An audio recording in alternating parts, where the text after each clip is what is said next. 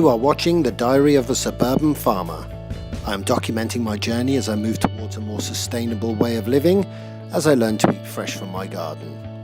I will be doing my own research, but at the same time using the comments section for help.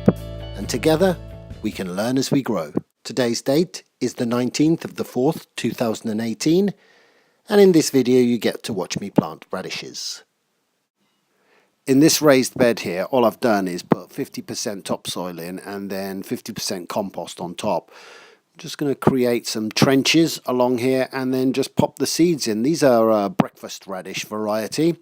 And what I like about radishes is that, within 30 days you've got something decent that you can put in your mouth. Just make sure you plant them in rows so that you know where they are when they start to pop up and you don't mistake them for weeds. I have seen people before just scatter them randomly and then of course you have growth all over the place. Just remember to plant every 2 weeks and then you'll have a steady supply throughout the summer. Once you finish laying the seeds in the trenches, just use the back of your hand and push the excess earth over, covering the seeds. This root vegetable is thought to have originated in mainland China centuries ago.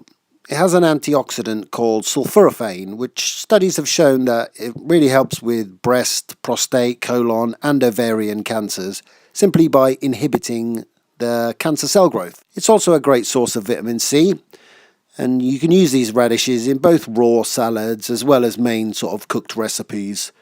Why not try eating buttered radishes with a poached egg? Yum! Please subscribe, like and share, it really does help the channel. And you have been watching The Diary of a Suburban Farmer.